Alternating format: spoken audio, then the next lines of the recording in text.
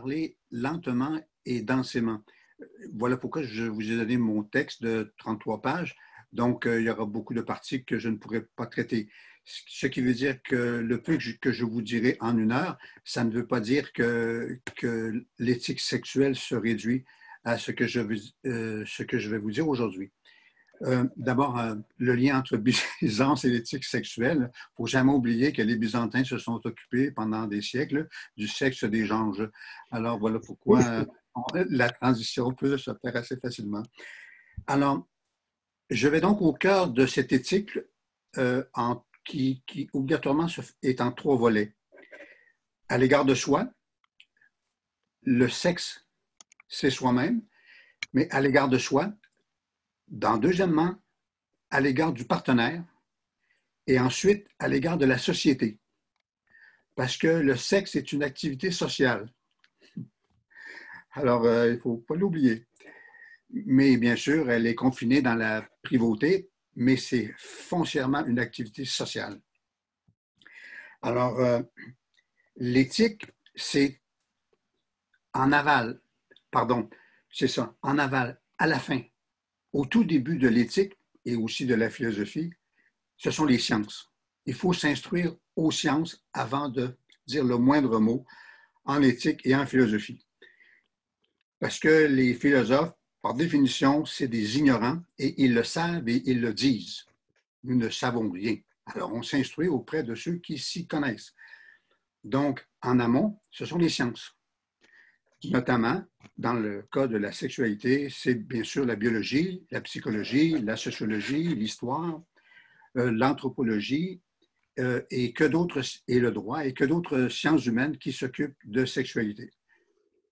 Donc, en aval, alors à la toute fin, l'éthique décide. Elle décide parce que l'éthique, c'est la volonté libre qui dit je décide ceci ou je ne fais pas cela. C'est un acte volontaire, individuel et existentiel. Mais comme nous faisons partie de la société, donc on fabrique une éthique et j'essaie d'en composer une qui est au-delà, bien sûr, de l'être individuel que je suis ou que vous êtes. C'est une règle, une philosophie, donc une éthique sur le comportement sexuel. Alors, cela dit, commençons à l'égard de soi. D'abord, il faut le définir. Le sexe, c'est tel que je vais le dire pendant l'éthique. Le sexe, là, c'est le désir. Le désir, impulsion sexuelle ou libido et besoin. C'est le désir, le plaisir et l'orgasme. Alors, l'orgasme, c'est la visée. C'est quand le désir se développe, sort comme pulsion, il veut aller à l'orgasme.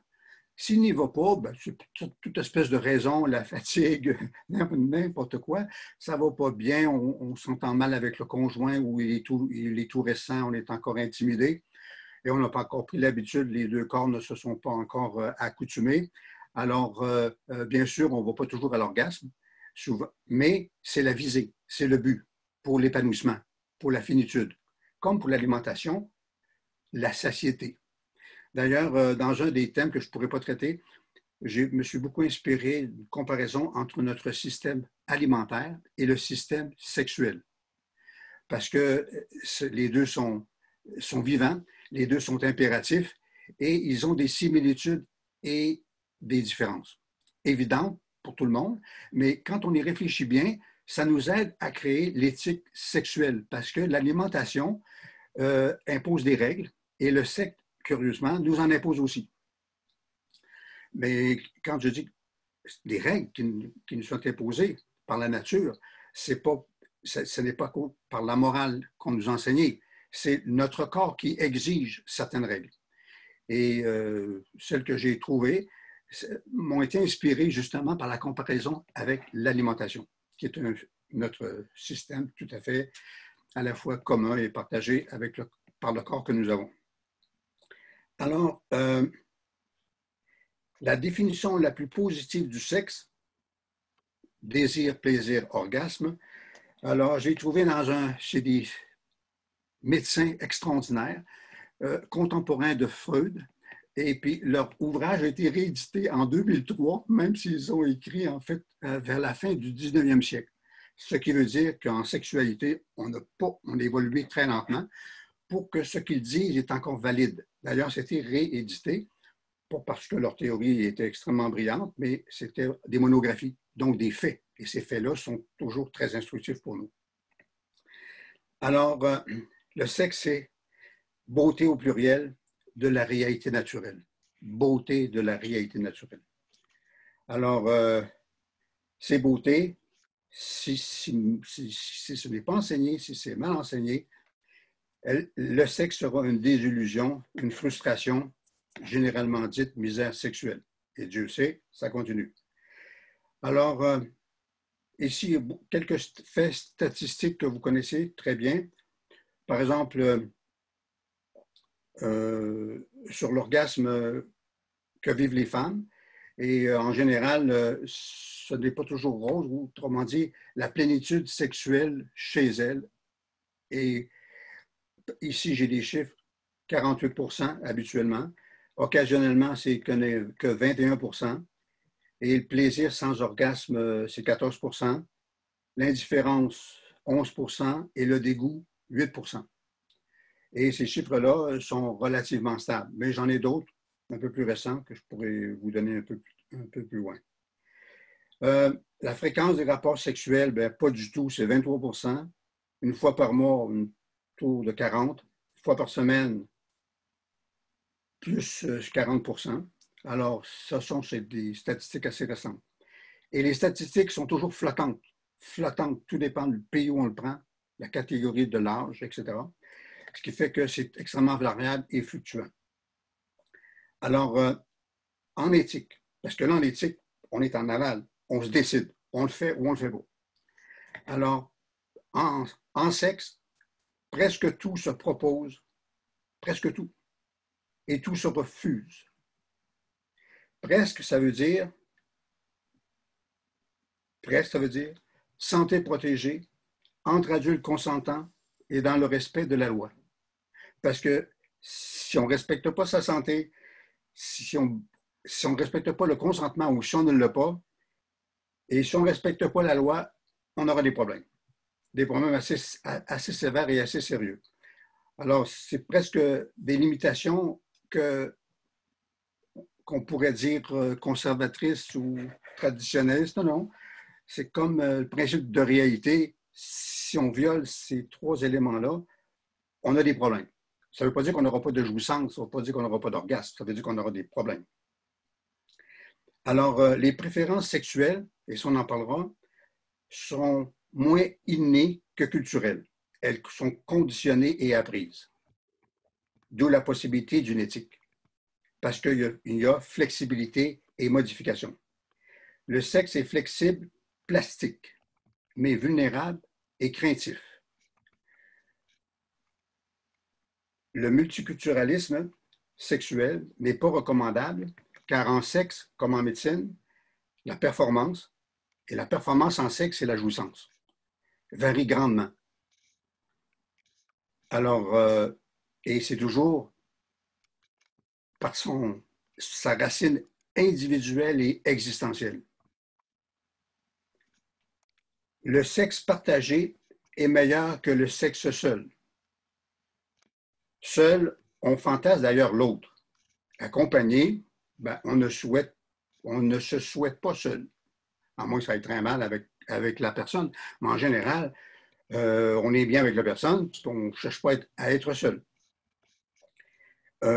Cependant, arrive avec une personne des fantasmes qu'on a en rêvant d'autres. Alors ça, j'en parlerai, et c'est naturel. Parce que l'activité sexuelle, elle est aussi mentale, elle est aussi onirique, même dans l'action. Alors, cette activité-là, mentale, tout en étant physique, doivent cohabiter avec bonheur. Et cohabiter avec bonheur, c'est l'authenticité. C'est la transparence, c'est la franchise avec le conjoint. L'orientation sexuelle n'a guère d'importance pour le plaisir. Alors, hétéro ou gay ou lesbienne, ça n'a pas d'importance. On choisit librement la sienne, c'est-à-dire son orientation sexuelle. Je voulais vous dire, j'ai oublié de le dire au début. Là, je vous parle pas à des gens adultes comme vous, je parle à des jeunes de 18 à 23 ans comme étaient mes étudiants. Et cette éthique-là que je vais vous lire aujourd'hui, que je vous lis aujourd'hui, j'aurais bien aimé l'entendre en 1968. Et si je continuais à donner le cours d'éthique, ben, cette partie-là, bien sûr, je la donnerais. Et c'est une éthique composée pour des jeunes de 18 à 25 ans.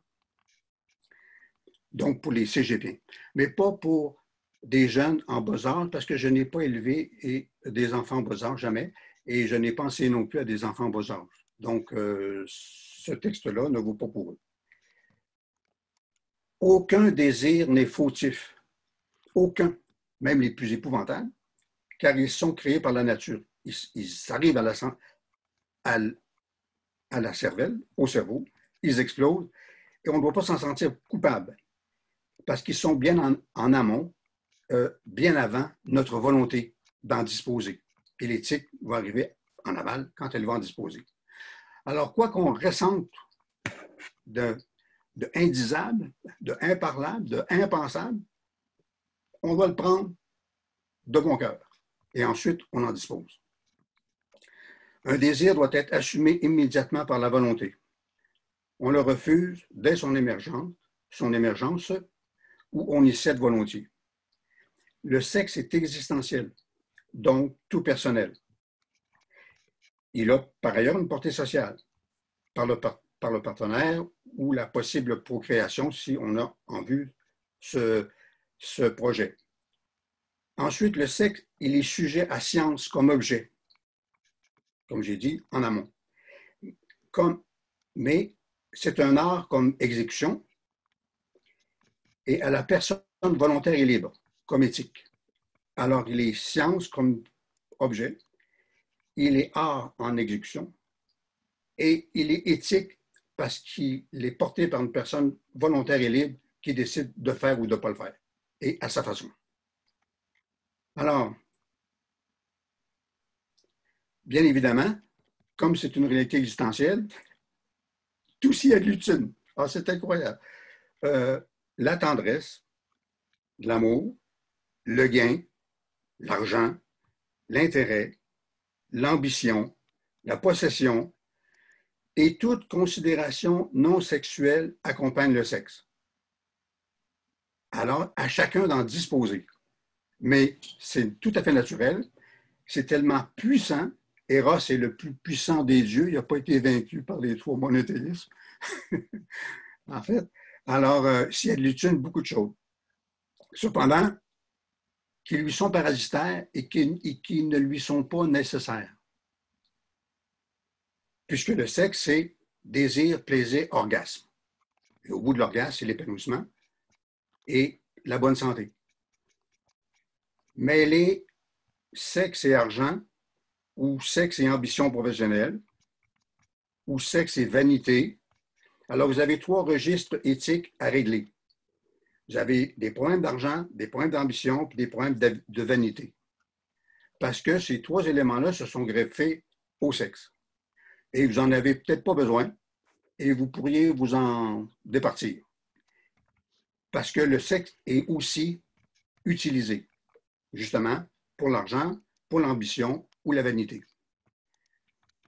Alors, vous vous compliquez la vie si vous collez au sexe ces trois éléments, mais si vous le décidez, alors vous le faites volontairement en étant les maîtres de votre sexe tel que vous l'avez décidé. Coller à ces trois éléments-là, mais au moins, c'est vous qui commandez et non pas ces trois-là. Alors, quand vous rencontrez une personne, là je parle à des jeunes de 18 à 25 ans, si vous voulez du sexe pour une nuit ou pour plus longtemps, pour essayer le couple, on va s'essayer, ou pour toute la vie, ben vous le lui dites. Vous le lui dites. Moi, j'ai envie de baiser pour une nuit, après ça, ben, on verra. Ou bien il me plaît vraiment, cette personne, on va voir. Ben, pour me l'accrocher, ben, on va baiser avec lui. Ou bien non, non, non. Moi, je cherche un compagnon, je cherche un amoureux, je cherche un compagnon pour ma vie. Alors, le plus tôt possible dans la relation, il faut le dire. Je dirais même, on le dit dans la première heure. Comme ça, on est franc, on est transparent, et on ne berne personne. Parce que le sexe, c'est tellement puissant. La nature est, pourrait-on dire, contre nous qui ne vivons que 100 ans. Alors, il nous pousse dans toutes les directions pour l'espèce. Euh, ceux qui s'occupent de ces questions-là plus larges nous le diront. Et il se fiche pas mal qu'on réussisse ou pas. Ce qu'il veut, c'est qu'on se reproduise. Alors là, notre humanité nous donne la chance de maîtriser bien notre animalité, qui, elle, commande, dans un premier temps, pour que notre humanité soit vraiment maîtresse de cette animalité qui nous fait tant jouir et qui nous a mis sur cette planète. Alors, accepter mentalement ce qui est physiologiquement agréable. Le sexe est santé et manifestation de la santé. Sexe et santé sont de langoureux et torrentueux copains. Plus on a de sexe, plus on est en santé et plus on fortifie notre santé. Là, c'est des citations. Le risque de mortalité est inférieur de 50% chez les hommes de 45 à 59 ans qui ont fréquemment des orgasmes, plus de 2 fois par semaine. Et le sexe diminue le cancer du sein chez les femmes. Bon, tout ça pour s'encourager. Et ensuite, paraît-il que la masturbation diminuerait les risques de cancer de la prostate de 33%. Ai-je lu? Comme on est en éthique, et je ne suis pas un scientifique, je ne suis pas un sexologue, ni un biologiste, ni un médecin, etc., je prends comme acquis ce que je lis, sous réserve qu'on me dise le contraire plus tard. Parce que de toute façon, toute science évolue et se contredit. Comme vous savez, dans le mouvement général des sciences, il y a toujours, j'allais dire, des révolutions scientifiques à l'intérieur de chaque discipline qui renversent le paradigme antérieur, qui fait que tout est à reconsidérer. Alors, en 2020 maintenant, allons avec ce que nous avons. Par le sexe, on cherche la reconnaissance d'autrui. Le sens fort et sous-jacent du mot désirable. Être désirable, ben c'est dans une relation avec autrui. On est désiré par autrui ou on désire autrui. Donc, le sexe est éminemment, j'allais dire, humaniste, si on pense l'humanité dans sa totalité, parce que c'est un projet, une pulsion vers autrui. Alors, le mot désirable doit être célébré, parce que c'est le désir de notre voisin ou de notre voisine. Notre désir en fait une valeur. Mais si le sexe devient de ce fait un instrument ou un moyen pour autre chose, souvent négatif que lui-même, par exemple le fatras social, les prescriptions obsolètes, surtout religieuses, les convenances impropres ou les complaisances forcées, ces éléments non sexuels génèrent, bien sûr, mal-être, mais hypocrisie, inauthenticité. Le sexe devient problématique puisqu'il n'est pas tout à fait lui-même. Le sexe, c'est désir et plaisir. Et on doit l'épurer le plus possible de ce qui n'est pas désir et plaisir. Alors, à défaut de certitude claire en sexe, alors il faut consulter, comme tout le monde le sait, un sexologue, un médecin. Puis là, j'ai voulu me faire rire un peu. Un médecin qui est en désaccord avec le cours éthique et culture religieuse, bien évidemment. En sexe, comme pour la plupart des activités humaines, le plus tôt dans la vie et le plus souvent possible dans la vie est la bonne formule. Le plus tôt possible et le plus souvent possible. Et biologiquement, je me souviens, 13, 14, 15 ans, autant que ma mémoire m'est fidèle, c'est à cette époque-là que nous devrions commencer. Mais ça implique quoi? Ça implique une véritable éthique sexuelle bien enseignée à l'école. Par les parents, ceux qui en sont capables, mais ils ne sont pas nombreux, mais surtout à l'école. Pour qu'ils le fassent tôt, plus ils le feront tôt, plus ils vont jouir souvent et longtemps dans leur vie. C'est comme le sport, exactement comme le sport. C'est comme la gastronomie. Les enfants qui sont pauvres, qui mangent toujours la même chose,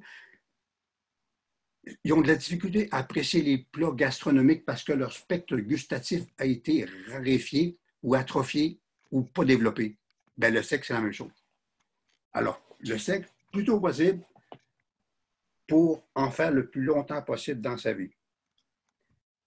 En sexe, la personnalité mûre, dont l'âge sexuel qui devrait définir l'âge légal, une personne mûre, se définit par celle qui vit son premier émoi sexuel ressenti clairement. C'est ça une personnalité mûre en sexe. Dès qu'elle ressent personnellement un premier émoi sexuel clairement ressenti. Alors, elle est mûre pour le faire. Donc, c'est pas mal tôt. Alors, je parle toujours à des jeunes de 18 à 25 ans. Alors, votre bonne éducation ou absence d'éducation en sexe vous accompagnera au lit. À vous de vous connaître et d'y remédier si vous portez tout croche, si vous êtes mal à l'aise, si vous vous sentez coupable ou complexé. S'instruire et jamais subir la difficulté ou accepter l'échec. C'est vrai au plan professionnel, c'est vrai au plan des études, c'est vrai aussi en sexe. On ne doit pas accepter l'échec. Jamais. On commence. Par-delà toutes nos différences, nous sommes tous égaux en sexe. Pourquoi? Parce que l'aune du sexe, c'est le plaisir. Alors, le plaisir, ben, il est au maximal de la sensibilité qu'on a, du tempérament physique qu'on a. Ils sont tous variables. Mais la règle est la même pour chacun. Le maximum est le plus épanouissant possible. Le sexe est nécessaire à la vie psychique. Il est le plaisir compensatoire. Ça, j'y tiens. Absolument nécessaire pour compenser les frustrations, les peines, les embarras, les soucis et les déconvenues de la journée. Du bon sexe, ça compense la négativité de la journée. Le sexe est compensatoire. Certains, comme vous savez, je me suis fait d'un de mes beaux-frères, il avait un problème terrible. Alors là, il arrive à la maison, puis il s'est saoulé. Ben, il aurait dû faire du bon sexe parce que ça aurait été meilleur pour son estomac. Mais lui, effectivement, il avait besoin d'une compensation. Il y avait eu, bon, je ne peux pas raconter ça, c'est trop long, mais j'avais 20 ans à l'époque. J'ai bien vu que ça allait mal, son affaire, puis il avait besoin, on appelle ça un petit remontant, c'est pas vrai, c'est une compensation. Alors, le sexe, c'est encore mieux. Ben, selon les goûts, toujours. Votre physique ou tempérament détermine votre libido. C'est ça, votre appétit sexuel, il est personnel. Ne le contraignez pas, vivez-le et assouvissez-le en le régulant. On régule et on vit au maximum. Exactement comme quand on fait du vélo. Quand on fait du vélo, on pédale au fond. Mais on fait attention pour tomber dans le fossé. Bien, le sexe, c'est la même chose. On pédale à fond et on fait attention. Le désir est insatiable, disait le vieux Platon. Parce que Platon, son maître Pythagore, c'était des puritains. Mais eux, ils voyaient bien les désordres épouvantables du sexe dans une société primitive où les règles n'existaient pas, puis l'éthique non plus. L'éthique était en formation, elle allait naître. Alors, ils voyaient bien l'animalité sauvage. Alors, ils ont tout de suite attaqué la sexualité comme étant un désordre cruel. Il faut penser aussi que les guerres étaient permanentes, donc viol et tout le reste. Ce qui veut dire qu'ils ont combattu le désir, et notamment le désir sexuel, et évidemment beaucoup trop. Et les puritains, à la suite de Platon et de son maître Pythagore, ont pensé combattre le désir, de même les bouddhistes, espérant vaincre le désir. Peine perdue, Eros est le plus puissant dieu de l'Olympe, même Zeus, parce que les Grecs étaient brillants, même Zeus, le roi des dieux, était commandé par son phallus. Le sexe est donc par nature insatiable. Par nature. En fait, il se satisfait dès l'orgasme terminé, mais revient très rapidement. Contentez-le, mais régulez-le par un moyen imparable. Parce qu'effectivement, la façon de contrôler une compulsivité, parce que c'est ça justement le danger d'une éthique hédoniste permissive et optimale. Moi, je ne dis pas maximal, je dis optimale. Son écueil, son danger, c'est ultimement la compulsivité. Alors, la compulsivité, la façon de la combattre, moi j'ai trouvé ça, c'est de multiplier dans sa vie des activités physiques extrêmement exigeantes, le sport exigeant, des activités sociales où il y a beaucoup de monde, euh, un travail extrêmement prenant dans un endroit où sexuellement il n'y a rien qui pourrait se passer, de telle sorte que la vie est équilibrée par des passions fortes. Et le sexe sera fort, mais à côté d'autres passions tout aussi fortes et exigeantes en temps. Alors là, la compulsivité, j'allais dire, elle va s'éteindre et le sexe va devenir plus raisonnable et ne prendra pas le contrôle compulsif de la sensibilité et du temps. D'ailleurs, on dit toujours la même chose avec l'alcool. Ben là, je ne parlais pas d'alcool, mais je veux dire par là, on dit toujours la modération, meilleur goût. Bon, c'est assez maigrichon comme conseil, tu sais, qui peut s'en satisfaire. Mais la technique que je propose, pour ceux qui sont extrêmement désirants, qui ont une libido extrêmement forte, accaparante, qui leur cogne dans le cerveau, alors c'est de multiplier justement des activités très intenses et très dévoreuses de temps.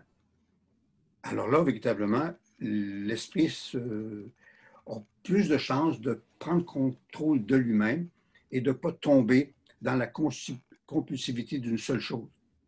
Alors, ça peut être vrai pour n'importe quoi d'ailleurs. Hein? On appelle ceux qui travaillent trop, etc., ou ceux qui mangent trop. Voilà. Maintenant, là, je parle par-dessus pour exprimer ce que j'ai dit. Ben, personne n'a d'érection en jouant au hockey ou en pédalant à 50 km/h. Alors, jouissez ensuite autant qu'il vous plaît, mais après ces immenses activités dévoreuses en temps et en énergie. Alors, le sexe va prendre, j'allais dire, il va plutôt devenir un grand fleuve tranquille qu'un torrent incontrôlable. Et choisissez votre créneau de régularité. Puis ça, c'est très variable parce que pour les plus vigoureux, il y a même 2 à 3 orgasmes par jour. Certains, c'est chaque nuit pendant 20 ans. Une femme a déjà eu 14 orgasmes dans une nuit, puis son mari 7. Une femme a déjà eu 26 orgasmes en 1 heure, puis une autre en a eu 10 en une nuit. Puis une autre, ben, c'est 1 fois ou 2 fois par jour dans toute une vie. Bref, la variété est telle par tempérament, la variété est immense le long de toute une vie, puis la variété est grande aussi selon les aléas de la vie qui nous donnent des occasions ou qui ne nous en donnent pas. Alors, la sexualité est donc fluctuante, variable et variée, et on doit s'en réjouir, pas nécessairement parce qu'on a des frustrations quand on ne l'a pas aussi vite qu'on veut. Cependant, on doit l'accepter. On ne doit pas le voir comme étant une catastrophe. De même que toutes les autres choses de la vie qui sont variées, ben le sexe, lui aussi, a ses variétés. Puis les variétés imposées ne sont pas mauvaises parce que les éléments en sont, ou les occasions en sont espacées et d'autant plus jouissives. D'ailleurs, pour le sexe, on s'est aperçu aussi que plus ils sont espacés, plus c'est jouissif. Et plus les orgasmes sont proches, moins ils le sont. Notre physique réagit ainsi. Donc, si on le sait, on va, j'allais dire, plus facilement l'accepter et mieux le réguler. Alors, dommage pour les partisans d'une orgie perpétuelle ou d'une promiscuité sans entrave, le désir grandit en retardant sa satisfaction et s'étiole par des assouvissements rapprochés, tout comme la faim ou la satiété alimentaire. Alors, les 2 bons critères pour le sexe sont les mêmes pour une vie bonne ou pour l'alimentation. Votre bonne santé et l'harmonie avec votre entourage. Comme les aliments sont en harmonie avec notre estomac ou vos goûts particuliers. Rien n'est mauvais en sexe. Si la loi, elle est déjà permissive et absente des choix les plus intimes. Alors, ici, rien n'est mauvais en sexe si la loi, déjà permissive, puis la loi ne s'occupe pas de nos choix personnels, est respectée et si la bonne humeur de votre partenaire est au rendez-vous. Et ça, c'est un critère quand je dirais un peu plus haut. Si votre partenaire est heureux, joyeux est content, bon, vous avez réussi. Reconnaître sans pourtant les accepter sans réflexion, le caractère fantasque, impérieux, imprévisible de la pulsion sexuelle et de ses manifestations. Les reconnaître sans les accepter sans réflexion. De même, reconnaître sans les accepter sans réflexion le caractère très personnel de la façon dont s'expriment vos goûts et préférences qui sont d'une grande diversité. Votre orientation sexuelle, votre style sexuel, il peut être solitaire, en couple ou en groupe, ne regarde que vous et que la configuration toute personnelle de votre désir. Si vous ressentez quelque culpabilité, vous pouvez questionner respectueusement vos parents ou vos professeurs ou votre entourage pourquoi ils auraient altéré votre droit à la saine joie dans le sexe. Pourquoi vous sentiriez-vous coupable? Il y a quelque chose qui ne va pas. Le sexe, il n'y a pas de culpabilité à avoir dans le sexe quand on a un désir, à moins de faire du mal à quelqu'un. Dès qu'il y a la moindre culpabilité, oh, l'héritage pédagogique ou familial ou culturel doit être questionné et non pas vous culpabiliser. Si cette culpabilité persiste ou perturbe votre accès au sexe et vos relations avec votre partenaire, bon, consultez un psychologue bien formé en sexologie. Envisagez que votre sexualité puisse évoluer et s'enrichir avec le temps. Valorisez le plaisir sexuel et les moyens appropriés pour le faire durer et pour le renouveler. Écrit vers 1880, écoutez ça. L'art de l'amour consiste à toujours trouver du nouveau. Écrit vers 1880. Ah ouais, on m'a jamais dit ça dans mes cours quand j'étais adolescent. Pourtant, c'était déjà écrit. Hein. Alors, vous vous rendez compte à quel niveau d'ignorance nos professeurs ont été dans ce beau Québec? Le sexe est simple et accessible, mais sa maîtrise optimale est un art et le produit d'une éducation spécifique absente dans nos écoles depuis toujours. Notre système sexuel, là j'entends système sexuel, je vais le décrire, ne nous envoie pas, comme nos autres systèmes, le système musculaire, cardio-pulmonaire, nerveux, squelettique, alimentaire, des signes rapides qu'on dépasse les saines limites. Ben, c'est un peu quand on mange, hein, il y en a qui ont de la chance, ils sentent très vite qu'ils n'ont plus faim. D'autres, ils sentent qu'ils n'ont plus faim et ils ont déjà trop mangé. Ben, le sexe, c'est un peu à la fois semblable et différent. En sexe, la compulsivité survient tout de suite par l'orgasme et on ne se sent ni malade, ni en douleur, ni mal à l'aise.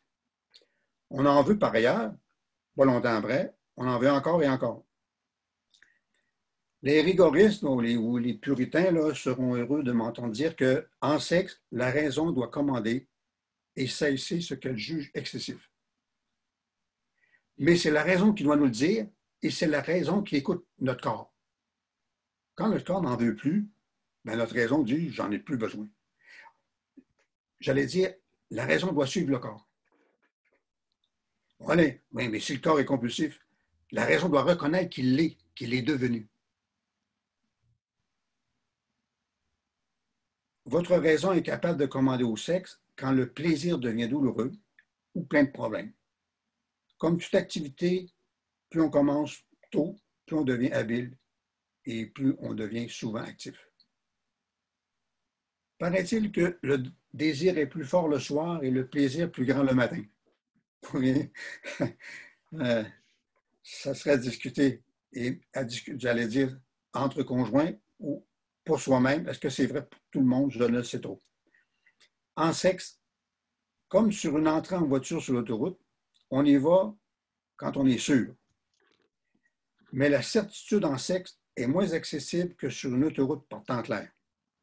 Quand je dis, c'est-à-dire quand on va voir le conjoint, quand on va vers le conjoint, ou surtout quand il est nouveau, ou quand il est tout récent, ou parce qu'on l'a vu, alors on n'est sûr de rien. Il n'y a pas de certitude. Ainsi, la force morale en sexe consiste oser prudemment et progressivement. Alors, vous avez un désir pour une personne, allez-y, allez-y, lentement, prudemment et respectueusement. Mais allez-y. Suis-je normal? Les gens se posent cette question-là. Très mauvaise question. La meilleure question à se poser, c'est est-ce que je me sens bien? Est-ce que mon partenaire ou ma partenaire m'ont dit qu'ils se sentaient bien avec moi? Ben, si tout va dans le sens de la santé, du bien-être partagé, ben alors là c'est une normalité qui devrait t'imiter, ou c'est la normalité qui devrait t'imiter. Parce que tu te sens bien, puis ton partenaire se sent bien, et non l'inverse. Ce qui est normal, c'est pas demander à la normalité, suis-je normal? C'est de dire à la normalité, sois comme je suis, me sens bien, puis mon partenaire aussi. Voilà, j'allais dire, le critère où la normalité devrait se définir. Les plus grands philosophes, les plus grands médecins se sont trompés en sexe. Par exemple, selon Sénèque, vous vous rendez compte, il y a 2000 ans, la passivité, pénétration anale par un autre homme, est un crime chez un homme de naissance libre. Mais chez un esclave, c'est son devoir le plus absolu. Un philosophe qui disait ça. Vous vous rendez compte? Alors, on a fait beaucoup de chemin et d'autres gens ont considéré Eros d'une façon beaucoup plus saine et beaucoup plus humaniste. Dans les temps anciens, tout fut condamné. Tout en sexe. Voilà pourquoi Eros a été persécuté comme c'est pas possible. Je pense que c'est le dieu de l'Olympe qui était le plus persécuté. Tout fut condamné, même le sexe procréateur. Vous vous rendez compte? Les vestales, la procréation leur était interdite, et le clergé. Donc, le sexe a été combattu jusqu'à désirer qu'il soit anéanti. Et bien sûr, toute la gradation des limitations pour limiter la libido et le plaisir épanouissant attaché à toute activité sexuelle bien réussie. Maintenant, envers le partenaire. Deuxième partie. J'espère que vous me direz, alors je vais peut-être aller plus vite. Alors, le sexe n'est pas d'abord humaniste. Pas du tout. Il est animal.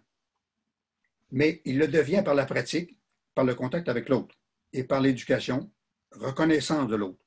Le sexe partagé ne ment pas car il répond très vite par sa satisfaction ou par un déplaisir. Douleur, préjudice, frustration. L'autre nous envoie très vite le signal qu'on n'est pas compétent, on n'est pas bon, ou ça ne va pas bien, ou on ne me sent pas bien. L'autre nous le répond assez vite. Et ça, c'est douloureux, gênant, et c'est toute la problématique d'une belle vie sexuelle réussie que de réussir à ce que le partenaire soit aussi content que nous, aussi jouissant que nous. Alors, considérez d'abord le désir des autres sur soi comme une sorte d'hommage à notre personne. Alors, les yeux libidineux qui vous regardent, prenez ça comme un compliment. Ils vous envoient le signal que vous êtes désirable. Le sexe est une intrusion dans le corps de l'autre. Il est impératif de ménager la crainte qui y est associée par des mots bien choisis et une attitude rassurante. Et paraît-il, ce qu'on dit, l'humour et le sourire est la meilleure porte d'introduction. Si vous et votre partenaire, vous vous sentez totalement ignorant, commencez par une masturbation réciproque et à tour de rôle. Vous allez dire, commencez par le baiser, bien évidemment, ou les caresses manuelles, bien évidemment, mais souvent, les gens s'y arrêtent. Pourquoi? Parce qu'ils ont peur, la peur. Alors, commencez par la masturbation réciproque. Disposez vite et clairement de tout invite sexuel afin de clarifier la situation. Dès que vous sentez quelqu'un qui va vers vous, qui vous désire, ça ne vous intéresse pas, envoyez-y le signal vite que vous n'êtes pas disponible, que ça ne vous intéresse pas, que vous avez un copain. Et la meilleure des bonnes façons, à mon avis, c'est de dire mon copain m'attend.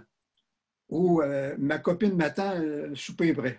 Dès que vous mettez un conjoint, donc vous mettez véritablement une barrière impeccable, et vous le respectez en disant ça parce que vous ne lui faites pas perdre son temps. J'ai une anecdote que je pourrais raconter, mais je n'ai pas le temps. En fait, c'est en Europe. J'attendais ma copine, justement, puis là, je voyais un gars qui était en train de draguer une autre fille. Il te la draguait, c'était incroyable, il te la draguait. Et puis, j'attendais longtemps parce que moi, j'aime pas ça être dans les magasins, puis ma conjointe, elle adore les magasins, mais moi, je n'y vais jamais. Je l'attendais dehors, puis je regardais le gars. Alors là, il draguait dans une langue étrangère, je ne comprenais rien, mais je voyais bien que c'était une drague. Et là, la fille, elle a laissé marcher, elle faisait parler, papa. Puis là, il faisait son genre de toutes les façons.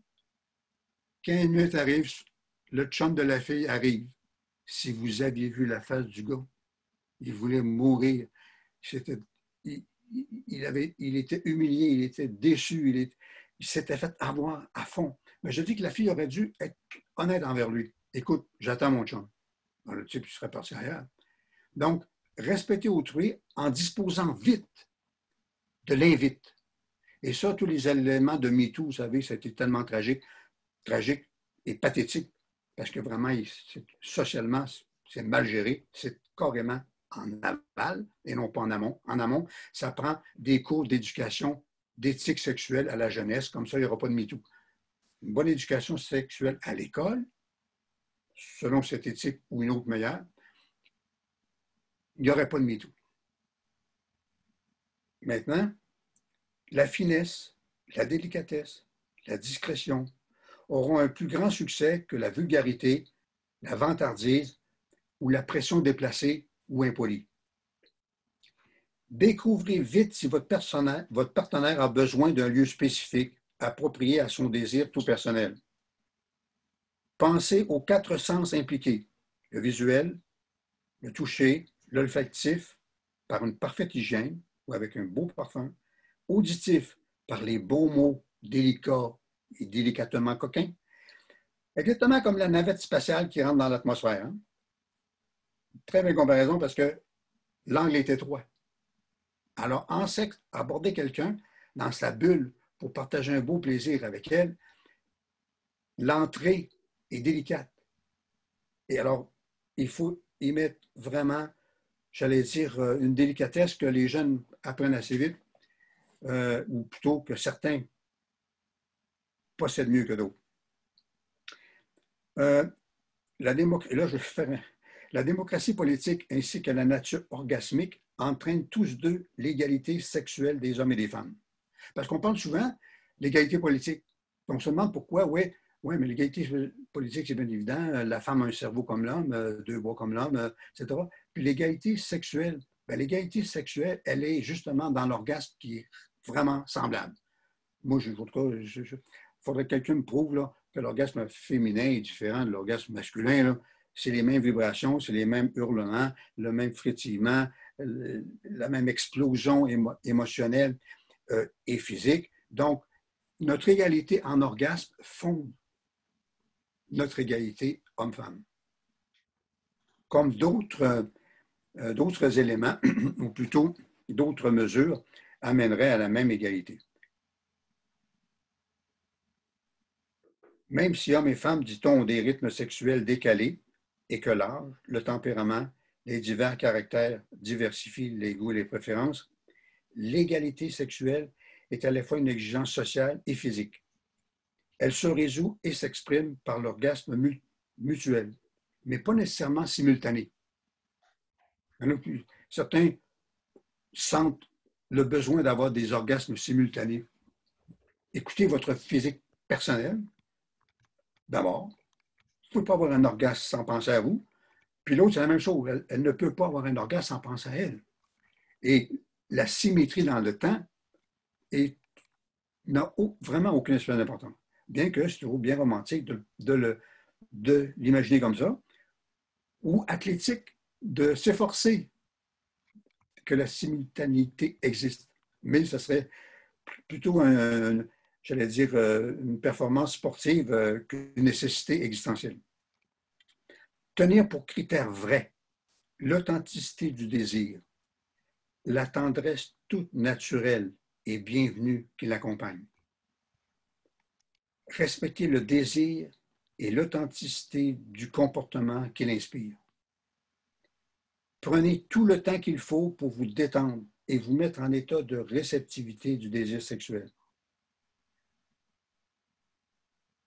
L'érection du pénis, l'érection du clitoris, l'arrivée de cyprine ou du liquide séminal sont 4 indices du bon résultat. Causez de ces fantasmes avec votre partenaire pour augmenter sa propre sincérité, votre propre sincérité et la complicité entre vous. Parce que souvent, les gens cachent le fantasme parce qu'ils en ont honte. Ben non, la sexualité est un beau lieu d'authenticité et il n'y a aucun fantasme qui est honteux. Ce qui est honteux, c'est de réaliser un fantasme qui fait du mal à autrui, mais pas le fantasme en lui-même, même les pires. Alors, passer du fantasme à la fantaisie, c'est-à-dire du rêver au réel, pour stimuler et renouveler le désir. Parce que un des problèmes en sexe, à la différence de l'alimentation, on ne se tente jamais de manger toujours la même chose, parce qu'on a faim. Mais le sexe, lui, dépérit quand il n'est pas renouvelé par la nouveauté. Le sexe a besoin de nouveauté. Si vous êtes timide, dites-le à votre partenaire et donnez-lui le feu vert pour prendre les devants. La sincérité est pro-sexe. Rejetez donc l'égoïsme sexuel ou la peur de ruser et de cacher. Cette peur de ruser et de cacher, c'est pas bon. Parce que le sexe n'est pas un humanisme, mais travailler le sexe, on en fait un humanisme. Savoir aussi que l'homme jouit par le pénis, quand, dit-on, l'organe sexuel de la femme n'est pas que le clitoris, mais toute sa peau. Ça, les gars ne le savent pas. L'organe sexuel féminin, paraît-il, parce qu'on me dit, parce que je ne suis pas une femme, donc je ne peux pas le savoir, c'est la peau. Alors, c'est plus étendu. Encore que, le premier signe tactile d'invite sexuel est de toucher sa main. Alors, commencez par toucher sa main. Juste, même si ça n'a pas l'air insistant. Déjà, l'éveil se fait. Et là, elle va répondre. Puis elle répond positivement. Merveilleux. Si elle retire sa main, j'avais compris. J'avais compris, perdez pas votre temps. Allez ailleurs. L'homme peut ressentir de l'humiliation devant un refus. C'est ça la grande crainte des hommes, être refusé. Ils ont une blessure narcissique assez forte. La femme, elle a peur de l'impolitesse à la suite d'une demande trop explicite. Les femmes, un auteur que j'ai beaucoup aimé, j'ai lu longtemps, il disait « La femme a terriblement peur de la violence qu'il y a dans l'homme. » Alors, c'est dans ses gènes, ou dans son histoire, ou dans sa généalogie, la violence des hommes, la violence sexuelle des hommes a toujours été épouvantable et continue encore. Donc, les femmes ont peur de cette violence. Alors, c'est à l'homme de faire tout en sorte que cette peur-là disparaisse. Les mœurs changent vite, me direz-vous. Alors, il faut joindre la tendresse, l'honnêteté, l'authenticité à ses gestes et pratiques sexuelles. L'humour, la jovialité et surtout la progressivité des attitudes et des gestes, paroles, attouchements, caresses, sont les ingrédients les plus efficaces. On doit apprivoiser le corps de l'autre qui nous voit ou nous sent, même tout collé comme un corps étranger. Apprenez à composer avec le synchronisme souvent différent entre vous et votre partenaire ou entre des tempéraments différents. L'un désire et jouit vite, l'autre moins vite et plus longuement. L'un a souvent besoin d'un environnement propice, un clair-obscur, tant physique que psychologique. L'autre peut être surpris par un désir trop explicitement exprimé, ou l'autre, il aime du sexe sauvage. Plus c'est sauvage, plus c'est imprévisible, plus c'est brutal. Il aime ça. Ça fait partie. Alors, il le dit. Il le dit. Et là, le partenaire accepte ou pas.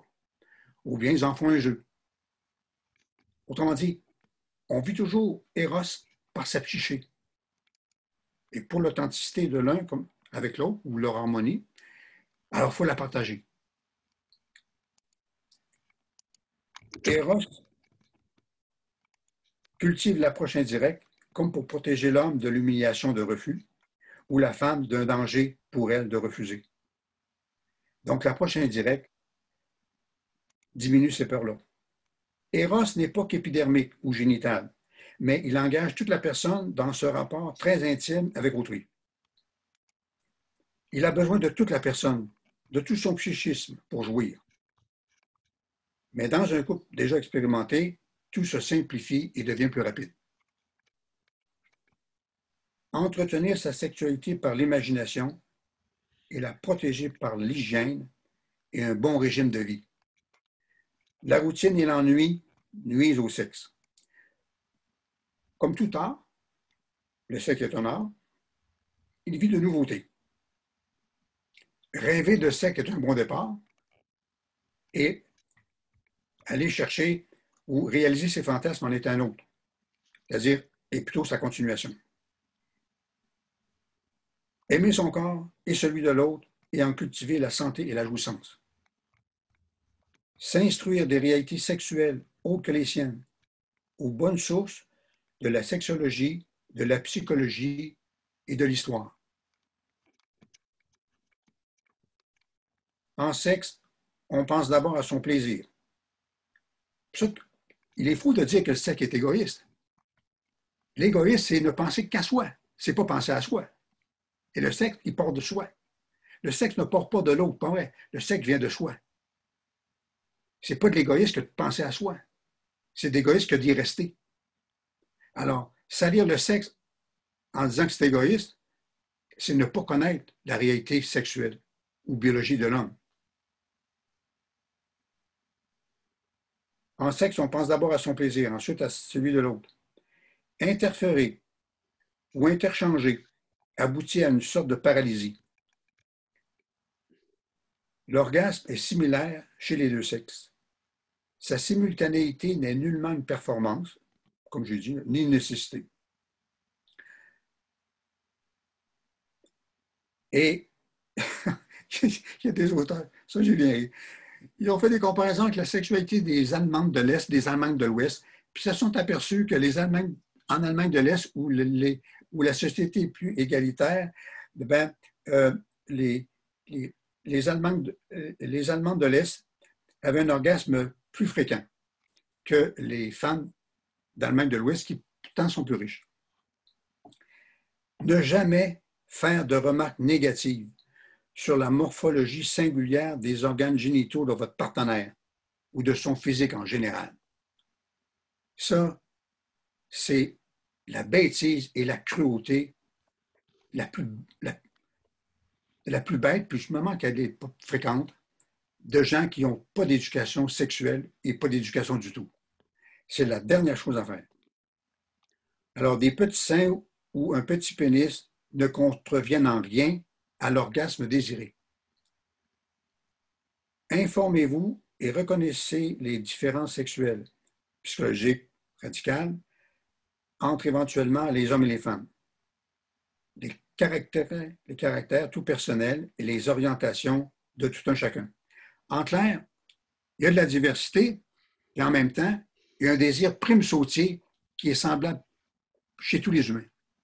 Alors, cette énergie prime sautière du désir est la même chez tout le monde, comme le sang qui coule dans nos veines, ou notre morphologie générale. Et le reste, c'est des singularités personnelles et on doit, j'allais dire, s'en accommoder et aller à l'essentiel, qui est le plaisir, le désir, le plaisir et l'orgasme ultime. Apprenez, acceptez les fantasmes sexuels de votre partenaire jusqu'à la limite de votre propre sensibilité. Considérez les fantasmes, même les plus inavouables, comme une donnée naturelle de toute sexualité qui est toujours infrarationnelle en son premier jet, en sa première émergence. Mais gardez-les à l'œil. Sans confier à qui nous aime est libérateur et augmente le plaisir de la relation. Consultez un psy ou un médecin si le fantasme est de nature criminelle, dangereux ou extravagant. Servez-vous des fantasmes pour pousser votre cerveau à accompagner la gestuelle qui vise à vous exciter mutuellement.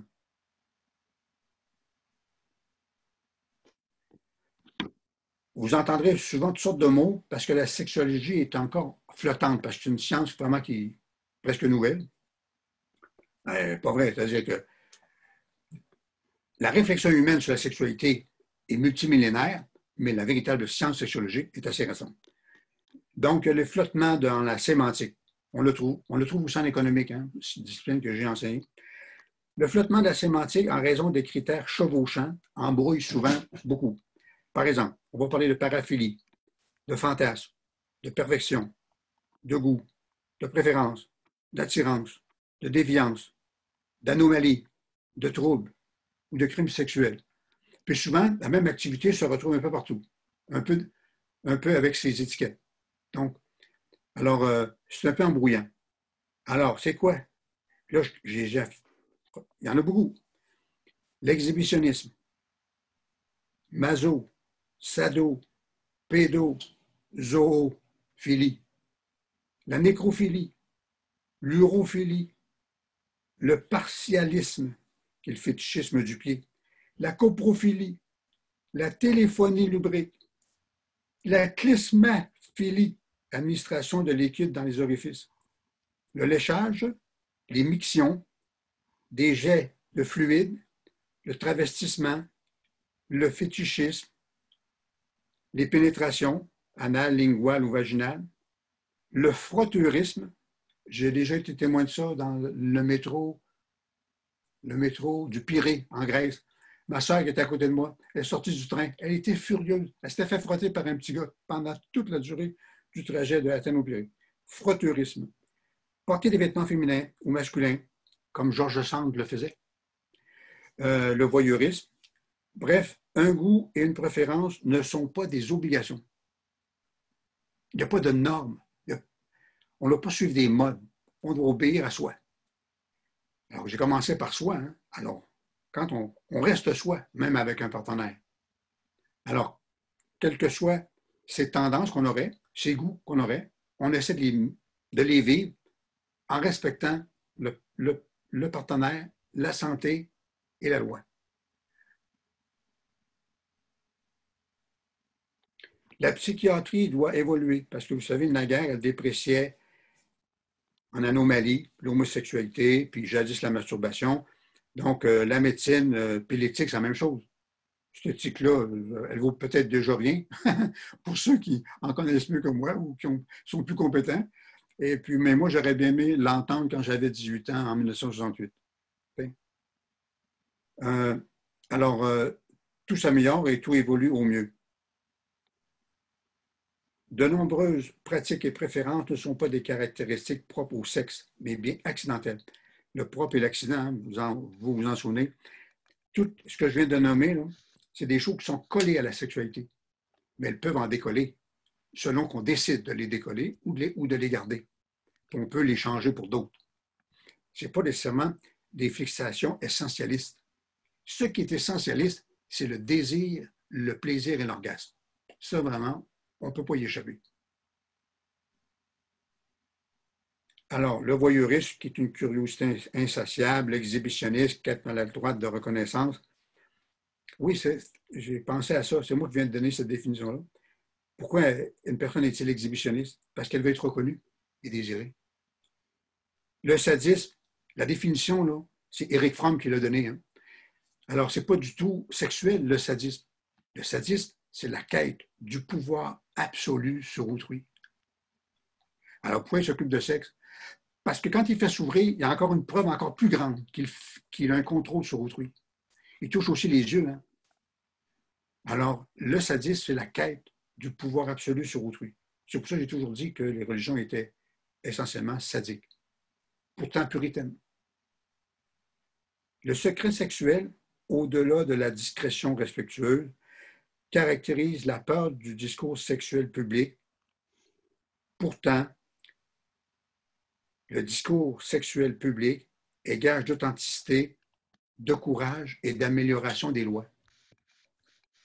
En face d'un moralisateur sexuel qui voudrait vous dissuader d'être sexuel autant que vous porte votre désir, répliquez en lui demandant qu'il vous raconte sa propre vie sexuelle. Tu n'es pas capable? Alors, si tu n'es pas capable de me parler de ta vie sexuelle, pourquoi je te parlerais de la mienne? Ou pourquoi tu t'occuperais de la mienne? Bon, ben, on peut se distraire, là. Raconte-moi celle de Saint-Joseph. Il faut rejeter, à mon avis, les mots nymphomane, sexolique, vicieux ou cochon qu'on pourrait vous attribuer pour vous déprécier. Refusez-les. Assumez une sexualité inégale ou temporairement insatisfaisante si votre partenaire est très différent de vous, ou bien qu'il est lui-même inadapté, ou il n'est pas rendu à votre niveau. Alors, soyez patient, acceptez de ne pas vivre une sexualité aussi bonne que vous le souhaiteriez si votre conjoint ne peut pas y participer. Puis là, c'est vrai dans un couple, quand arrivent les enfants, etc., il y en a un qui travaille, il y en a un qui est malade, etc., il y en a un qui a des soucis, n'importe quoi. Alors, accompagner l'autre, c'est pas, j'allais dire, c'est pas l'avoir à sa disposition comme on a une tasse de café. Adaptez votre plaisir tout personnel si vous tenez à cette personne. Un auteur que j'ai bien aimé, il a écrit « L'amour parfait veut la splendide impudeur ». J'ai mis ça là. Refusez la culpabilisation sexuelle et ses interdits moralisateurs. De même, refusez la violence sexuelle et la manipulation qui s'appuient sur des traditions périmées. Acceptez et respectez les restrictions sexuelles personnelles du partenaire. Laissez préciser par chacun et pour lui-même les applications de la notion de respect de soi, de même que les restrictions, les limites et les choix. C'est chacun qui doit les définir pour soi et le couple qui le définit pour lui. Et partagez-les avec les amis, dans les journaux, sur Facebook. Dites-le. Donnez des détails. Avec joie, en disant que vous êtes heureux de faire ceci ou cela. Et justifiez-le. Puis répondez aux critiques ou aux commentaires. Veillez à l'équilibre de la prestation sexuelle en vue de la jouissance maximale de votre partenaire. Témoignez votre reconnaissance à votre partenaire sexuel afin de donner à cet échange une humanité, une richesse psychologique plus grande. Reconnaissez qu'en sexualité, tout n'est pas faisable et tout ne convient pas toujours. Reconnaissez qu'en sexe, ce qui fait du bien est toujours bien, si ce bien se maintient dans la durée. Puis là, vous savez, au début, j'ai dit, j'ai tellement de choses à dire qu'en une heure, pour ne pas tout dire, il fallait que je définisse ce qui est bien et ce qui est mal. Alors là, ben, je vais vous dire une chose. Ça se définit, c'est ce qui est le plus difficile à définir. Et pourtant, je vais vous donner la définition qui n'est pas acceptable en philosophie parce que c'est misologique, c'est tautologique. Le bien, ça fait du bien. Et le mal, ça fait mal. Alors, quand ça fait mal, c'est mal. Puis quand ça fait du bien, c'est bien. Tout le monde a convenu que c'est insuffisant en définition, que c'est critiquable, mais c'est parlant, c'est clair. Alors, en sexe, ce qui est bien, c'est quand ça fait du bien. Et c'est mal quand ça fait du mal à soi-même et à son partenaire. Ou à d'autres qu'on pourrait attraper comme partenaires. Entre partenaires, l'humour et la drôlerie sont des signes qu'en sexe, tout va bien. Là, je n'ai pas amené des blagues de sexe, mais c'est toujours extrêmement drôle. Et l'auteur le plus drôle en sexe, c'est Andrea de Nercia, ma conjointe Julie, qui est au premier étage. Elle a fait sa thèse doctorale sur Andrea de Nercia, auteur érotique et pornographique 1739-1800. Andrea de Nercia, il est drôle, c'est pas possible. C'est la sexualité la plus saine qu'on puisse lire. Et il était tellement dangereux parce qu'il était sain et moral qu'il a été encore plus persécuté que Sade, parce que Sade, on était très content de l'exhiber en disant, regardez, le sexe où ça mène. Le sexe amène au crime. Tandis qu'Andrea de Nercia, tous ses ouvrages, 2000 pages en 9 ouvrages, si ça vous intéresse, je les ai scannés dans un seul fichier de 1 meg, assez gros, je pourrais vous l'envoyer, et lire cette œuvre-là qui est extraordinaire. Et c'est archi drôle. Justement, le sexe est drôle, et quand le sexe est drôle, c'est qu'il est réussi. Reconnaître que la cour, ah oui, aussi, si j'avais une autre occasion, si ça vous intéresse, je suis en train de composer les 3 arts. On sait qu'il y a 3 arts distincts. L'art de courtiser, l'art de s'étreindre et l'art d'aimer. Ce sont 3 arts distincts, un derrière l'autre. L'art de courtiser, c'est le début. L'art de s'étreindre, plus vulgairement, on dirait l'art de baiser ou faire l'amour, et l'art d'aimer. Ce sont 3 arts distincts. Puis là, tout de suite, je tiens à vous le dire, le sexe, ce n'est pas l'amour. C'est différent.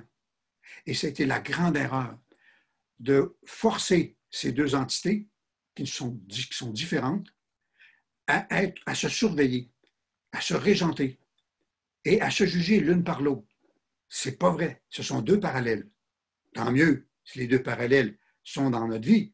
Tant mieux si on fait l'amour avec une personne qu'on aime. Mais on ne baise pas tous ceux qu'on aime, hein? Et on n'aime pas tous ceux qu'on baise non plus. Ce sont vraiment 2 entités différentes. Et bien sûr, l'idéal, le sommet de la vie, c'est l'amour des amants. L'amour des amants, ça, c'est le sommet. Toute la littérature en est pleine. C'est sûr que c'est le sommet. Mais nos vies, souvent, font en sorte que le sexe est là, puis l'amour n'est pas là, ou l'amour est là, puis le sexe n'est pas là. Alors, vivons les 2, du bon sexe et de beaux amours. Alors, mais sans les forcer d'être l'un par l'autre, parce que l'un peut être étouffé par l'autre. Si on lit le sexe à l'amour, on va dire il n'y a pas de sexe, donc l'amour dépérit, ou bien tu ne me donnes pas de sexe parce que tu ne m'aimes pas. Ça n'a rien à voir. Les 2 sont distincts. Le cœur veut de l'amour et le physique veut du sexe. Donc, j'allais dire, c'est 2 physiologies différentes. Alors, comme ces 2 supports différents, ce sont 2 choses différentes, il faut les vivre avec leurs règles propres. Alors, bon, là, je n'ai pas terminé, je n'ai pas composé l'art de courtiser, l'art de s'étreindre, puis l'art d'aimer. C'est ce que je veux faire pour faire le bouquin. Reconnaître que la cour, c'est la drague ou l'invite, n'est pas toujours un succès. Il faut le reconnaître. Accepter que ça ne marche pas. Accepter aussi que le désir sexuel est bref et que l'amour est dans la durée et nécessite de grandes précautions, que seule procure une excellente éducation, des connaissances précises et des grandes qualités de cœur. L'amour ne nécessite pas la même chose que le sexe. C'est à partir de son plaisir propre, bien assumé, bien atteint, qu'on est mieux en mesure d'en donner à son partenaire. Au contraire, l'amour sacrificiel n'existe pas en sexe. On ne doit pas se sacrifier en sexe, ni pour l'un ni pour l'autre. Le sexe n'est pas un don de soi, ni de son corps. C'est une pratique corporelle, seule, à 2 ou en groupe. Pratique corporelle. Reconnaissez qu'en sexualité, tout n'est pas faisable et tout ne convient pas toujours. Donc, ça prend de la flexibilité. Même si le désir est prenant, même si la fixation est grande, même si le fantasme est impératif. Accepter, on réussit pas, on se reprendra. Ça va, ça ira mieux la prochaine fois. Pour aujourd'hui, ça sera demain. Ben, c'est pas avec toi, ça va être avec un autre. Avec le sourire. Même être capable d'accepter le refus avec un sourire. Et se dire toujours, une de perdue, 10 de retrouvée. Cultiver la performance sexuelle non comme une vanité ou une bravade qui transgresse les lois, ou votre force physique, mais comme un bien-être. C'est le bien-être qui est le bon juge de la performance. Parlez à votre entourage familier de vos problèmes, refoulement, malaise, dysfonctionnement sexuel pour obtenir conseils et secours. Parlez aussi à votre entourage familier de votre bonheur sexuel pour en faire une véritable valeur d'épanouissement, assumée par la culture et par la société. Il y a en 1880, le médecin, tellement en avance, il écrit, il est dans la nature de l'amour d'irradier. L'amour irradie, le sexe doit aussi irradier. Il faut le dire qu'on a du plaisir avec le sexe. Il faut casser le mépris, la chape de plomb du mépris, du salissage qui a été fait pendant 2000 ans sur le sexe. C'est fou comme ça perdure. Ça n'en est pas possible. Vous savez que j'écris beaucoup, c'est un écrivaillon, je ne suis même pas un écrivain. Dans le Huffington Post, j'écris surtout dans mes sujets qui m'intéressent. Quand on parlait de la souveraineté, là, il y avait des pages, il y avait 300 commentaires. Quand on parlait des Américains, il y en avait peut-être 50, 60. Puis quand il arrivait un article sur la sexualité, j'étais le seul à écrire.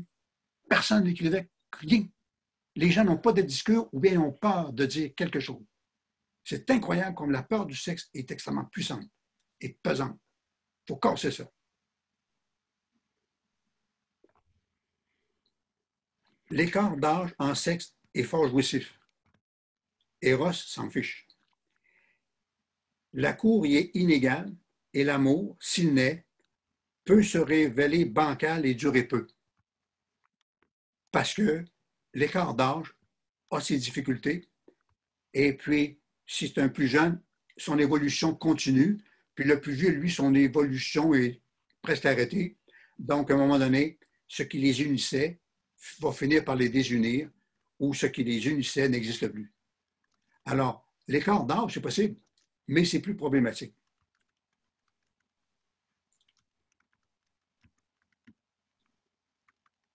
L'initiation par un plus âgé et plus expérimenté est un réel atout pour un débutant. Je me souviens d'un de mes fantasmes quand j'avais 15 ans. Moi, je fantasmais sur les femmes de 30. Ça, je m'en souviens très, très bien. Pas les petites filles de mon âge. Alors, les anciens Grecs le faisaient. Hein, vous savez, ils avaient, je ne plaide pas pour la pédérastie pour autant, mais c'était une pratique. Mais eux, il faut les comprendre. À l'époque, ils envoyaient le jeune à la guerre très tôt. Il avait 16, 17, 18 ans.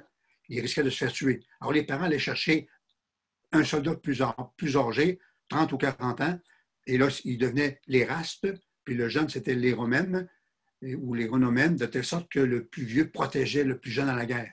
En échange, il y avait un échange amoureux et sexuel. Mais ça, c'est une pratique de protection. Aujourd'hui, ça n'a plus sa raison d'être. Et aussi, je vais le dire un peu plus tard, un peu plus loin, c'est que faut tenir comme incompatible la sexualité adulte avec les enfants ou avec celle d'un enfant, qui est curiosité, qui n'est pas génitale, etc. Ils peuvent se masturber, hein, mais je veux dire par là, ils ne sont pas du tout à l'étape qu'ils vont avoir quand ils vont avoir 13, 14, 15 ou 16 ans. Donc, il faut tenir la sexualité adulte pour incompatible avec celle de l'enfant, qui pourtant existe. On a même vu des photos dans le ventre de la mère, des fœtus dont le pénis était déjà en érection. Alors, pour vous dire, hein, comme Eros, ça commence tôt, hein, mais tout de même, malgré tout, on doit le tenir comme incompatible. Puis je dirais, moi, je n'ai pas des raisons sexuelles ou sexologiques ou psychologiques, j'ai plutôt des raisons pédagogiques pour dire que c'est incompatible. Parce que la pédagogie est un art, hein, bien évidemment, et on sait très bien que les jeunes sont bien entre jeunes. Et avec les adultes, c'est un rapport d'autorité, c'est un rapport de soumission. Alors, ce n'est pas un rapport d'épanouissement, sauf dans un cadre extrêmement strict et réglementé comme peut l'être une école. Alors, ado, on est romantique. On cherche l'amour et l'âme sœur. Voilà pourquoi les jeunes, je ne pas vrai de dire qu'aujourd'hui, à cause de l'Internet, qui sont torrides et extrêmement lubriques, ils sont en quête de l'âme sœur, ils sont en quête de l'amour tout autant que de la sexualité. Et ils le voient vraiment avec l'image de l'amour romantique. Et cet amour romantique-là, l'amour des amants, ben, c'est le sommet de la vie. Alors, ils commencent leur vie. C'est normal qu'ils rêvent d'être déjà au sommet et d'avoir ce sommet qu'est l'amour romantique. entre amants qui s'aiment. Alors, on cherche la fusion sexuelle et amoureuse. Un peu moins, paraît-il, vers 30 ou 40 ans, où là, la libido est extrêmement forte et parfaitement capable de se dissocier de tout sentiment amoureux. C'est vraiment la sexualité très torride et très exigeante, où les deux, sexe et amour, deviennent facilement distincts, facilement. Le sexe aime la variété et meurt par la routine. Alors, il faut imiter le sport. Les sports sont divers et on ne joue pas toujours avec les mêmes personnes. Alors, qui mange toujours la même chose? Alors, Balzac disait déjà, Balzac, il est mort en 1850 exactement, un homme ne doit jamais se permettre un plaisir avec sa femme s'il n'a pas eu l'adresse de le lui faire désirer. Alors, un médecin dit, parce qu'il faut comprendre, quand on parle aujourd'hui des femmes, je ne peux pas parler à la place des femmes, OK? Alors, je vous donne juste un commentaire qui peut être tout à fait faux. Alors, bien évidemment. Mais un médecin qui dit, l'homme se freine et la femme s'excite. Puis à mon avis, d'après ce que j'en connais, c'est que plus une femme vit dans un milieu qui l'écrase, alors plus elle a peur, moins vite son désir s'exprime, moins vite sa jouissance s'exprime, moins vite son orgasme arrive, parce que la peur est plus grande chez elle que chez l'homme. À mon avis, c'est la seule raison que je vois dans la différence entre les hommes et les femmes. Parce que chez les femmes, il y aurait, sur conditionnel, je ne suis pas compétent pour le dire, selon mon point de vue, une peur résiduelle plus grande chez elles que chez les hommes. C'est pour ça qu'il y a des différences, à cause de la peur et de l'oppression, donc de l'inégalité. Alors, l'inégalité sociale et culturelle fait que ça se transfère en inégalité des comportements sexuels. Parce que j'ai connu des femmes qui étaient plus lubriques. C'était incroyable. On ne l'aurait jamais dit. Il y en a une qui m'a dit une fois, moi, je ne fais pas l'amour la première fois, je ne tiens pas à passer pour une pute. Mais la deuxième, là, j'y vais. Ou bien, plus tard, elle me dit, moi, un homme, là, je veux baiser, puis après ça, je veux que ça son grand. Une femme. Elle avait, ça fait déjà 20 ans, puis elle avait 25 ans à l'époque. Donc, elle n'était pas du tout dans le modèle traditionnel qu'on veut nous proposer, soit dans le cinéma, ou dans la littérature, ou à l'école, ou la mentalité commune. Donc, il y a autant de diversité sexuelle chez les femmes qu'il y a de diversité sexuelle chez les hommes. À la fois dans je dirais pas l'excès, dans le maximum torride, hein, ou dans le puritanisme hypophilique. Hypophilique veut dire absence de désir sexuel. Il y a autant de diversité des hommes et des femmes, selon mon point de vue. Cela dit, sous réserve d'être contredit. Les actes sexuels sont peu nombreux, mais les vertus devant les accompagner sont très variées, très nombreuses. Sincérité, confiance, responsabilité, respect, générosité, douceur, accueil, disponibilité, autocorrection, se corriger soi-même, maîtrise de soi, prudence, recherche de la jouissance, imagination, gratitude et discrétion. Il y a plus de vertus que de gestes, apparemment. Les pratiques à risque. La sodomie sans gel lubrifiant, la pendaison érotique, les relations sans condom ou sans douche préalable, la peau boutonnée ou les mains non lavées, les maladies transmises déclarées doivent être proscrites. Donc, quand on parlait de santé, il faut avoir ça en tête, surtout au début d'une relation ou dans les premiers contacts. La douleur légère peut être un condiment sexuel. Vous savez, c'est les sadomaso. Mais ce n'est pas de la vraie douleur. Parce que la vraie douleur, personne n'en veut. C'est un jeu bizarre. Je dis bizarre parce que moi, ça ne me dit rien.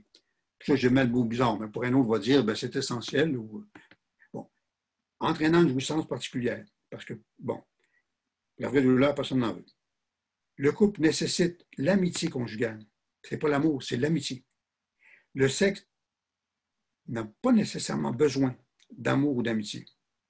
Des éclipses sont possibles, des éclipses de sexe lors de la maternité, de la maladie, des problèmes professionnels stressants, des problèmes avec les enfants. Le sexe est très fragile.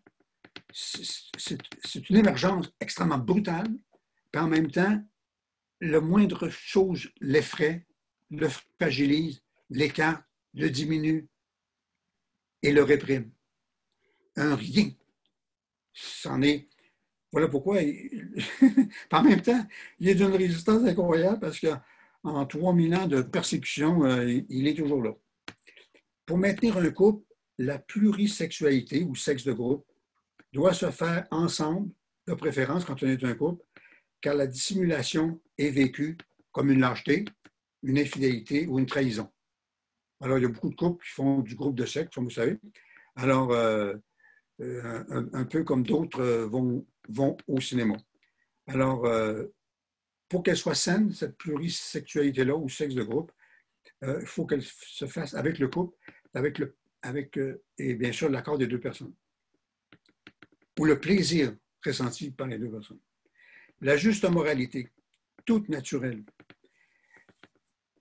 est-elle entre la répression et la luxure? Bon, ben à mon avis, non. Elle est dans l'ajustement de son désir tout personnel avec un partenaire consentant qui en jouit tout autant. Dernière partie, la société. Le sexe est une activité sociale parce que nous sommes des animaux sociaux. Bon, je ne veux pas dire par là activité sociale. Bien sûr, je prends le mot avec ironie. Ça ne veut pas dire que tout le monde doit baiser tout le monde dans la rue à chaque fois qu'il rencontre une personne qu'il désire. Ce ne serait pas possible. En sexe, comme devant les tribunaux, la tolérance et l'acceptation sociale sont cruciaux. En sexe, il faut qu'il y ait de la tolérance, il faut que ce soit socialement accepté. Donc, on peut espérer optimalement une sexualité encore plus libre, mais il faut toujours, comme pour l'écologie ou n'importe quoi d'autre, l'acceptabilité sociale. Et comme vous savez, de 10 ans en 10 ans, l'acceptabilité sociale grandit pour les questions sexuelles. Les tabous demeurent, mais ils changent d'objet avec le temps. De nos jours, la condamnation sociale vise la pédophilie qui a remplacé la virginité. Il y a 100 ans, pédophilie, on n'en entendait jamais parler. Mais la virginité, là, vraiment, là, c'était une obsession pour les filles, les parents, mais la pédophilie, on n'en parlait pas. Pourtant, elle existait beaucoup, et même à l'intérieur des familles. Si vous avez des fantasmes pédophiles, ce n'est pas une maladie, mais une malchance. Prenez même pas ça comme une maladie. C'est une malchance. Tu as un désir, une fixation sur les enfants. Bon, c'est toi qui es comme ça. C'est naturel. La circonstance que c'est la nature qui te plante dans le cerveau. Alors là, il faut que tu t'en disposes. Parce que tu t'en disposes mal, tu vas avoir un problème. Le problème, il est social et il est juridique. Alors, il faut consulter ou essayer des fantasmes de remplacement en aidant votre imagination à se réorienter. Parce que la sexualité est plastique. Un refoulement, une déviation dans une meilleure direction sont signes de santé érotique. En clair, le fantasme, le désir sexuel ne doit pas être vu comme une fatalité. C'est un impératif naturel qui peut être assumé par la raison et la volonté. C'est un peu comme notre rapport à l'alcool. Un peu ça. Si vous avez, alors, qu'on soit adepte ou porté vers la pédophilie ou la pédérastie, les deux sont forts et légaux, on peut être porté par la chronophilie. La chronophilie, chronos, ça veut dire le temps. Alors, ça peut être aimer les ados, aimer les hommes ou aimer les vieux. Ou bien la gynophilie, la transbi, le lesbianisme, etc. Être au diapason de son partenaire, à tout le moins, de son entourage, si on s'affiche. Alors, quand on a ces tendances, c'est un gage de succès que de s'adapter à l'autre autant qu'on peut. Et quand c'est illégal, là, il faut vraiment aller chercher un spécialiste pour nous aider. Et si, comme certains pensent, qu'ils doivent braver les lois, par exemple, il y a une grosse discussion, il y en a qui veulent braver les lois, bien là, si vous voulez faire avancer la civilisation en faisant 10 ans de prison, c'est votre choix. Encore là, c'est votre choix. Mais moi, je dis qu'il y a tellement, j'allais dire, d'objets sexuels, je dis bien d'objets, qu'on peut se passer de ces objets que sont les enfants. Parce qu'il y en a tellement d'autres qui pourraient faire la même chose. Faire la même chose, c'est-à-dire aboutir à l'orgasme final et à l'épanouissement.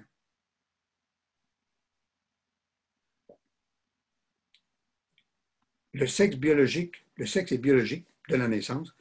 L'identité de genre et plus en aval, l'attirance sexuelle ne sont pas identiques. Alors, sexe biologique, quand on est, l'identité du genre, on le sait, et l'attirance sexuelle ne sont pas identiques. Ultimement, l'éthique n'en a cure puisque la volonté seule décide du choix moral, quelle que soit la configuration physique, les tendances et les cultures. Notre héritage, on ne l'a pas voulu, mais on doit en disposer. Que ce soit notre héritage culturel ou l'héritage biologique ou physique. Il faut accepter la diversité des mœurs sexuelles. Ça, c'est un peu difficile. Variable selon les pays, les âges et les tempéraments. Et moi, quand je dis accepter, il faut savoir les juger. Parce que c'est faux de dire qu'on peut accepter sans juger. Si on l'accepte, c'est parce qu'on l'aura jugé et qu'on l'aura jugé bien et épanouissant. Et pour tout le monde. Alors, quand je dis accepter la diversité des mœurs sexuelles, parce que certains sont toujours plus drôles qu'autre chose, ou bizarres, ou singuliers. Mais le critère, comme on fait une éthique, elle a prétention à être universelle. Universelle, ça veut dire elle s'adresse à tous les hommes, à toutes les femmes, à tous les temps et pour tous les pays. Une éthique doit être universelle. Et là, je prends les 4 mots, je pense que j'ai le temps. Les choses sont universelles, donc valables pour tout le monde, tous les pays et tous les temps, comme par exemple l'être humain, l'être vivant respire, elle peut être simplement générale, les êtres humains marchent, mais il y en a qui ne peuvent pas marcher. Elle peut être majoritaire, minoritaire, elle peut être ensuite marginale, comme par exemple les prix Nobel, c'est des marginaux, puis les sans-abri, c'est des marginaux. J'ai pris ces 2 exemples-là, les prix Nobel, c'est des marginaux, et puis les sans-abri aussi. Et finalement, exceptionnel. Exceptionnel, c'est extrêmement rare, hein, comme la voix de Céline Dion ou Donald Trump, hein, c'est vraiment exceptionnel. Alors, donc, en bien comme en mal. Hein. Alors, c'est des catégories de quantité. Et une éthique doit viser l'universel, à tout le moins le général. Puis je dirais plus le général, parce que l'universel, c'est un peu à la fois prétentieux et exagéré, parce que la philosophie et sa partie qui s'appelle l'éthique ne vise que l'être humain raisonnable, donc doué de raison. Alors, sa raison, non perturbée par des maladies, des tares, des stress, etc. L'être humain, je dirais même pas moyen, simplement normal ou habituel. Je serais plutôt dire habituel. Alors, une éthique ne vaut que pour les êtres humains doués de raison, habituellement doués de raison. Alors, ensuite, à cause de la répression et de la dépréciation du sexe lors des siècles passés et encore actuels, la demande sexuelle dépasse largement l'offre sexuelle. Ça, je suis fier de cette expression-là. C'est mon enseignement de l'économie qui m'a amené ça. Il y a des problèmes de sexe parce que la demande excède l'offre. En alimentation, quand la demande égale l'offre, il n'y a pas de famine, il n'y a pas de personne qui a des problèmes alimentaires. Et même, j'allais dire, même quand la demande, si les gens mangent trop, au moins la demande qui est capable de payer a rencontré l'offre d'aliments. Il n'y a pas eu de pénurie. Alors, on sait que la plupart des malheurs, encore, c'est parce que la demande excède l'offre. Alors là, porté à dire, il faut augmenter notre offre sexuelle. Si on augmente notre offre sexuelle, il y aura moins de frustration parce que les gens auront assez. Assez, c'est-à-dire suffisamment. Alors, il y aura toujours des excès, bien évidemment, quand il y a égalité entre la demande, si on se compare avec le système alimentaire, il y en aura des gens qui mangeront trop ou qui mangeront mal. Mais il n'y aura pas le problème lié au déséquilibre de l'offre et de la demande, comme c'est le cas en sexe. Le sexe facile n'est pas plus vicieux que le sexe difficile a été vertueux. En nourriture, un repas et une digestion facile sont positifs. En sexe, ça doit être la même chose. Quand c'est facile et abondant, c'est bon. La jalousie est un obstacle à l'égalité des sexes. L'humanité n'a pas encore résolu cette famine-là. La jalousie est une sorte de famine. Elle n'est pas preuve de désir ou d'amour, d'attachement. Oui, mais elle est preuve d'attachement. On est attaché à une personne si on est victime, si on est en proie à une jalousie quelconque. Mais aussi de contrôle, voire de propriété. Et la jalousie la plus terrible, comme vous savez, O.J. Simpson, aboutit à des choses terribles. Puis la jalousie, soit dit en passant, j'ai déjà été victime de jalousie, mais c'est un détail personnel, aucun intérêt. Mais j'ai compris ce que c'était. C'est qu'on ne s'en aperçoit pas. Quand on est jaloux, on n'en s'en aperçoit pas.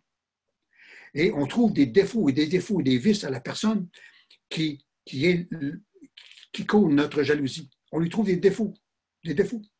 Pourtant, et ces défauts-là naissent dans notre esprit parce qu'on est jaloux.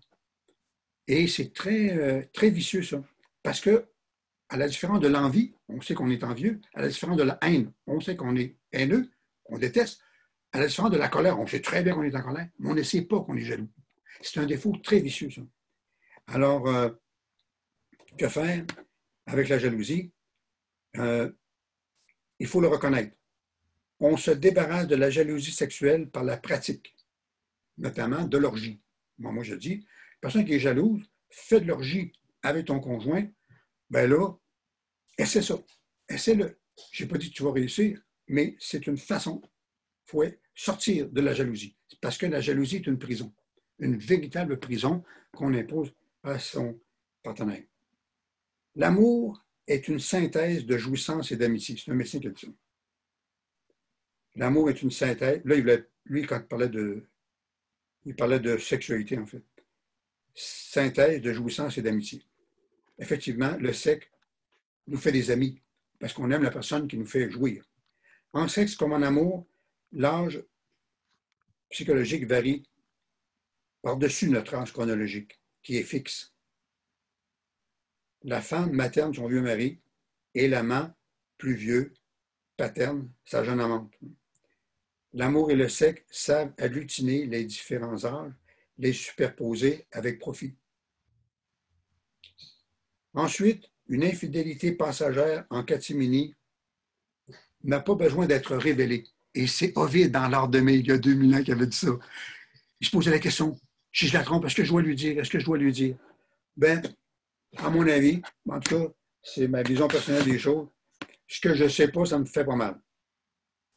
Une infidélité passagère en catimini n'a pas besoin d'être révélée. Il est bien avisé de s'entendre mutuellement à l'avance de ne pas la révéler. Si tu couches avec quelqu'un, dis-moi pas. Jouis tant que tu veux, amuse-toi bien, parfait, mais dis-moi pas. Il faut protéger l'autre et notre relation avant tout.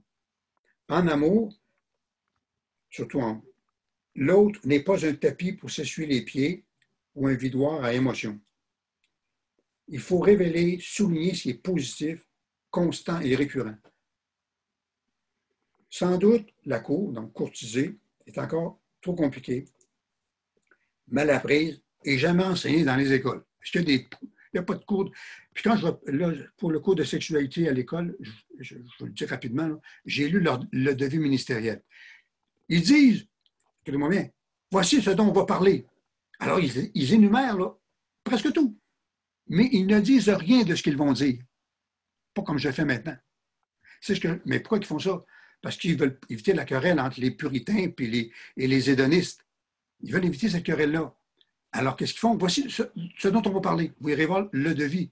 Alors, ma foi, on dirait une table de matière de livre de sexologie. Table de matière. Mais ils ne disent rien précisément sur chacun des points.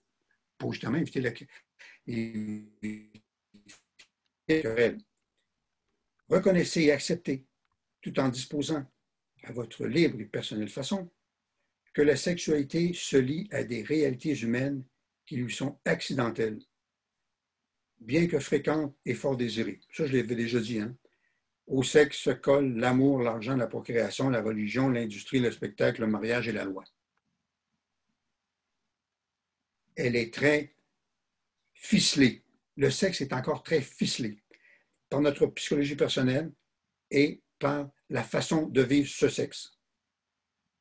Reconnaissez aussi que le sexe est meilleur sans ses accompagnements qui ont été historiquement construits pour détruire le désir ou le contrôler, voire pervertir la sexualité qui a été détestée et jalousée. Les gens qui jouissent sont jalousés par ceux qui ne jouissent pas.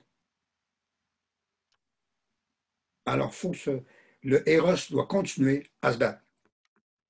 Reconnaissez la nécessité de réguler socialement la puissance de l'instinct sexuel si des violences lui étaient associées. Envisagez la sexualité comme une gastronomie, une sorte de fête, voire une quête d'absolu, et non comme une servitude, une routine, un devoir légal ou religieux, une nécessité biologique ou un facteur de désordre. Aidez l'État à bien légiférer sur les lieux où la sexualité puisse s'exprimer librement et publiquement, dans l'ordre. La promiscuité est aussi un désir sexuel social déjà pratiqué par une tribu. Il faut dire en tout qu'il y a des primitifs qui en sait qui étaient meilleurs que nous, vraiment meilleurs que nous. Les partenaires différents sont la norme dans les sociétés. Là, je parle par-dessus les statistiques. Tout en étant hédoniste, respectez la morale sexuelle commune, en y ajoutant la vôtre toute personnelle. Et respectez aussi les lois en matière sexuelle. Et amenez-les à évoluer vers la liberté et l'épanouissement personnel. Abstenez-vous de vulgarité, car elle déprécie la sexualité de la personne. Refusez les mutilations sexuelles permanentes, y compris la circoncision. Refusez les risques d'accident. Combattez et protégez-vous des maladies parasitaires. Acceptez fermement la plus stricte abstinence si on est soi-même infecté ou abstinence si le partenaire est trop risqué. Tenez pour incompatible la sexualité enfantine et la sexualité adulte. Tenez en égale désapprobation le puritanisme et l'imprudence sexuelle, la répression étatique, les prescriptions religieuses d'un autre âge, le harcèlement et le viol. Dénoncez tout crime sexuel pour protéger d'éventuelles victimes. Restez pas, il faut le dénoncer à la police parce que si vous ne dénoncez pas, d'autres victimes prendront votre place. Et vous défendez aussi la dignité de la vie sexuelle elle-même. Elle a besoin d'être protégée. Alors, permettez socialement l'activité sexuelle dès que la nature en chaque individu en déclenche les premières manifestations. Éduquez-vous jeunes pour ne pas échouer vieux. En sexe, qui commence tard, finit tôt. Puis qui commence tôt, finit tard. Jacques. Vous aurez d'ailleurs le texte, vous avez mon texte, donc j'arrête parce que moi aussi, j'ai hâte de causer avec un peu tout le monde. Ça me fait, puis vous avez été très attentifs. J'espère que je ne vous ai pas trop heurté et que ça vous a fait plaisir. Et vraiment, alors vous pourrez lire mon texte et vous pourrez même le corriger. Et si vous le corrigez puis vous me le retournez, il va être très heureux parce qu'une éthique doit se construire, une éthique sociale, se construire par le plus de monde possible. Alors, tout un chacun qui corrige, complète, additionne ou enlève, ça va me faire vraiment plaisir parce que mon texte final sera encore meilleur. Merci beaucoup. Merci.